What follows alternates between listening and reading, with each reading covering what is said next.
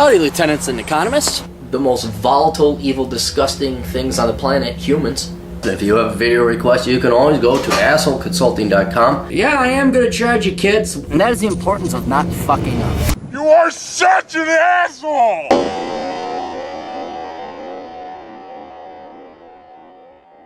Hey all, Captain here. We got a cute little lady out in Las Vegas that needs our help, so we're gonna help her. Hey Aaron, I am a 21-year-old female living in Las Vegas, Nevada, and I currently switched majors from business management over to electrical engineering. Awesome. I currently work 2 jobs. I work full-time at a doggy daycare. I work the graveyard shift from 7 p.m. to 5 a.m. That is some hours there, kid. So it gives me some free time to do homework and study. Yes, it took your approach to work a night shift where I could work on my own projects and to avoid seeing my annoying coworkers and boss. It's fucking awesome. What do I tell you? You think I make this shit up? You think I pull it out of my ass? I know it because I was there. Dog shift all the way, man. You don't... Fuck people. People are fucking assholes. Rather work with dogs at night than work with people during the day. And I work part-time as a barista at Starbucks. I'm not sure if you heard of the Starbucks College Achievement Plan, where the Starbucks company will pay 100% of their employees' tuition, all 4 years to be exact, at Arizona State University online, and is not obligated to stay with the company once graduated. As much as I like the situation I'm in right now, I feel as if I could be making more money doing other various jobs such as bartending and or cocktail waitressing, as they do make a lot of money here in Las Vegas. I'm stuck in this situation pertaining to which jobs I should work while working towards my engineering degree. Should I, 1, stick with both jobs until I graduate with my degree, 2, quit the doggy daycare and do bartending / cocktail waitressing instead? The only problem with this option is finding the time to study. I'm leaning more towards quitting the doggy daycare job and leaning towards bartending / cocktail waitressing.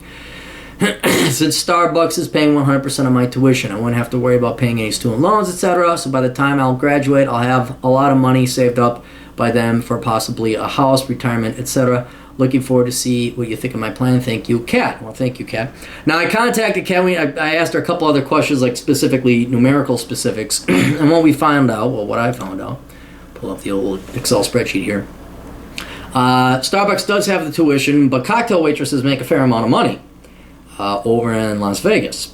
They can bring in around $225 on average per 8-hour shift. And so if you do the numbers, assuming you work 20 hours at Starbucks, which is what gets you your tuition reimbursement, prorated at their rate with tips, plus tuition, you make a per semester pay of $15,110 a year. Whereas if you go and you cocktail waitress, given the figures, you will make without the tuition reimbursement, you will make $14,625 a year. So it's practically the same kind of work, and what it boils down to is that, after we had another conversation, is that you hate working at Starbucks. Not that you hate your employees or anything, but you just don't you like me, you enjoy the doggy daycare. So what I would do, since it's a net wash, yeah, okay, Starbucks could pay for your 401k. You're not, don't even go to fucking worry about 401k right now, okay? That's not your concern. Your concern is getting your degree, paying off and avoiding student loans, student debts. And because you're a poor college student, I would just go and get your Obamacare at the state licensing requirement thing. So it's a wash in terms of the money. You're going to make just as much money. The hourly wage is so much more as a cocktail waitress, where you're intending to cocktail waitress, that it's a wash in terms of the money. On top of that, you'll probably have a better time being a cocktail waitress or bartending at this casino than you will tolerating the hipsters that come in over at Starbucks. The other thing, though, I like about the cocktail waitressing thing is I think it will open other doors. You could go to like a really high-end casino. I had you send me some pictures. Oh, guys, she's a looker. She's all right on the eyes. She's not too bad. You would like to have her as a cocktail waitress. And that will open up other doors. You're going to have guys throwing big tips at you. And here's the drawback. You're going to be hit on, okay? So it's going to be idiots complaining about the coffee or dude bro guys hitting on you and pinching your ass. Choose, okay? There's no perfect environment. But I think that you'll run into maybe people who are hiring. You're a pretty girl. Men are dumb.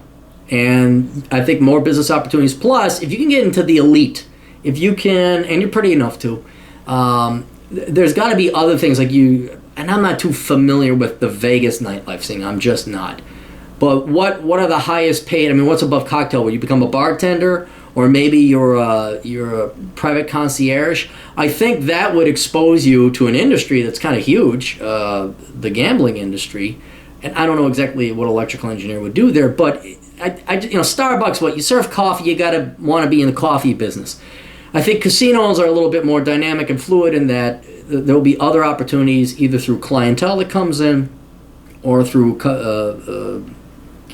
opportunities within the business. I mean, Boyd Gaming is huge. Caesar's Palace is about to go under. MGM is here. There's a lot of money, much bigger corporations, and it's just more fun. I just don't like Starbucks. That's the other thing. So you have that there. And then what this would allow, the larger that you don't want to lose sight of what your larger goal is, and that's become an electrical engineer. The cocktail waitressing makes damn fine money, don't get me wrong, but electrical engineer over the long term is going to make more, and your looks are going to fade. You got a good 10, well, you're 21, maybe 20 years, you're that good looking, you could probably get by 20 years. Well, then after that 20 years, what do you do after you're 41? What do you do when you're my age and you're ugly or wrinkly? You need that electrical engineering degree. So, and you could do both. You could make killer where you get your electrical engineering career and then you also cocktail waitress at night. I mean, you would, lots of money there. So you don't want to lose sight of your larger goal, and electrical engineering is hard. You're going to need your study time, and I think you need that nighttime where you go work at the doggy daycare, there's the puppies, everything's happy, you get your work done, it's quiet, you're allowed to focus on your studies, get good grades, get graduated with honors, then you get hired, and then you quit the doggy daycare thing, or maybe just part-time it because you like charity work or whatever, and then maybe you're still a cocktail waitress, but you have to use these things, the doggy daycare and the cocktail waitress, as tools to get to your primary goal of getting a degree in electrical engineering. And then after you do that, then they would become secondary, and you would obviously pursue a career in electrical engineering. And I don't know, I kind of like having like a little bit of something else going on. Obviously, I don't do just one thing. And you may like cocktail waitressing. You may hate it. And you may say, fuck it, I'm just doing the doggy daycare thing. But I do believe and I won't lie to you, men part with their money for hot chicks. I think there's going to be more opportunities. Maybe not the most moral ones. I'm not even talking prostitution, just like guys like, hey, baby, how you? I mean, you milk them. You fucking milk them, man. But you're using both of these to get to your larger goal of becoming an electrical engineer. And then, you'll be, woo! And you want to talk about a highly sought-after woman, ladies and gentlemen. You guys got it. She's. I don't show pictures, but this gal's going to be an electrical engineer. She's going to be good-looking, and she's going to be a cocktail waitress. Yeah. Mr. Baldoni. See, now he's going to, hey, wait, okay. When he sees this, he's going to say, hey, who's this cookie? He's like, no, standards. Although I could get you into a show for free if you would like to meet the great Matt Baldoni. So, anyway, but best of luck. Good to see a young lady who's pretty, not letting her looks go to her head, knows she's got to pull her own weight in this. Well, that's awesome. It's good to see that. So, wish there are going to be more gals like you. Toodles.